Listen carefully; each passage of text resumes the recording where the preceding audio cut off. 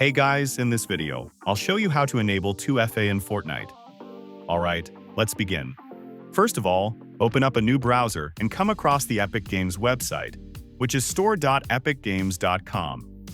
From here, you want to sign into your account. Once you've logged in, you will be redirected to the homepage.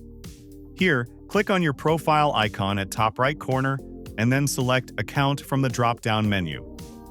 Now, this type of web page will be displayed on your screen.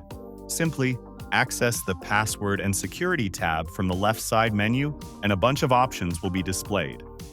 You just need to select the target option from this list, and then click on the Setup button. Now, if you've selected the email option, you will be required to verify using the security code.